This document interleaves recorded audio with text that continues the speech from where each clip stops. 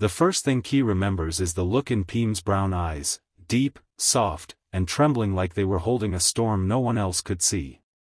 The last thing Kee expected was for those eyes to be the reason he would drown, not in water, but in feelings he had tried his whole life to avoid. If you're watching this now, stay until the end, because nothing about their story is ordinary, and the moment you think it's safe, their truth will hit you harder than you expect. And if this story touches you even a little, don't forget to like this video and subscribe. It helps more people discover the love stories waiting to be felt. Kee first saw Peem at the old Riverside Pavilion, the one everyone in town ignored except broken-hearted people and artists trying to escape the world. Kee wasn't either of those, at least, that's what he kept telling himself.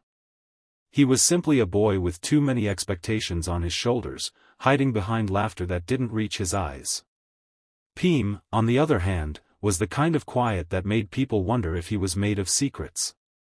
He sat by the wooden railings with a camera hanging from his neck, photographing the evening light as if it whispered something only he could hear. Their first conversation wasn't planned. Kee had dropped his sketchbook. Peem picked it up, and when their fingers brushed, Kee felt a jolt, small, sharp, and confusing. "You draw the world too beautifully," Peem said softly, flipping through a page. "Makes me want to photograph it just to keep up." Kee didn't know why his throat tightened. Maybe it was the sincerity. Maybe it was the gentleness he didn't know how to receive.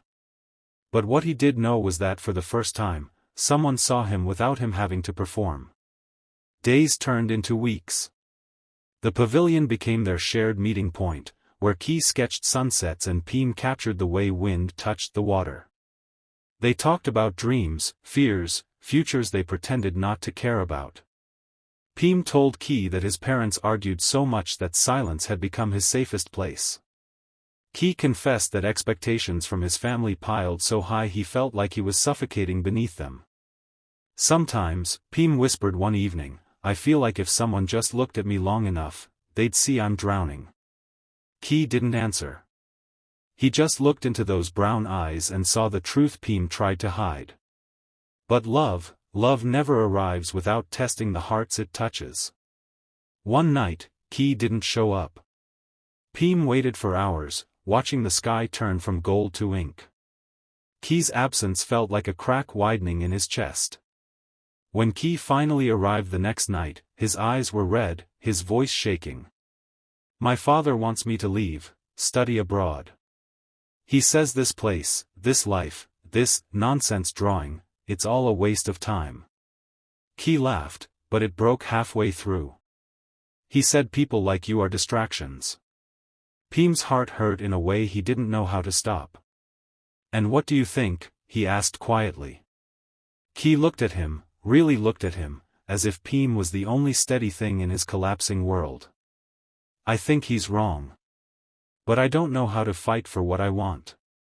I don't even know if I deserve to." Peem stepped closer, hands trembling. "You deserve everything you love. Even me." The air froze. Kee blinked hard, as if fighting tears. "Peem, you can't just say things like that." "But it's true." Kee's voice cracked. "I'm scared." "So am I." They stood there, two shaking hearts, afraid of losing each other before they had even fully begun.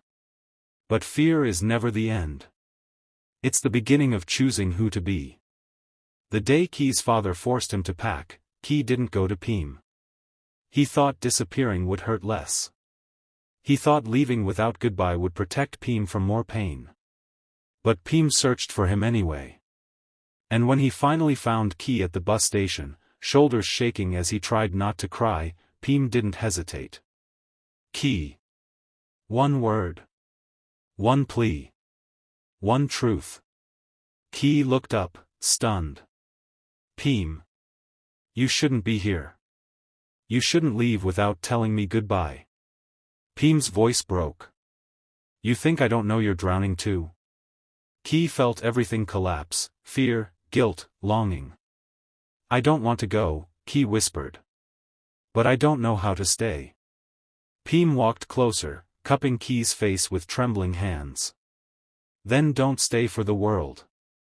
Stay for yourself. Stay because you want to breathe again. Kee, stay because I can't watch you disappear. Kee closed his eyes. He felt Peem's thumbs wipe away tears he didn't know had fallen.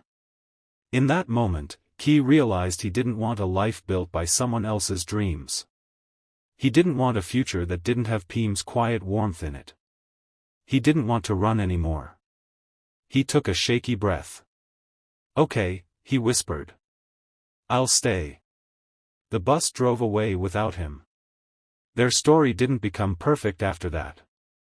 They still faced arguments, doubts, and days when the world felt too heavy. But they faced them together. Kee learned to tell his father no. Peem learned to let someone into his silence. And together, they built a life piece by piece, through photographs, sketches, late-night confessions, and promises whispered under fading sunsets. If you've watched this far, remember, love doesn't save you. It teaches you how to save yourself, slowly, gently, with someone holding your hand when you forget how to breathe. And if Kee and Peem's story touched your heart, even just a little, don't forget to like this video and subscribe. There are more stories waiting for you. Stories that might heal you, inspire you, or remind you that somewhere, somehow, someone wants to stay for you too.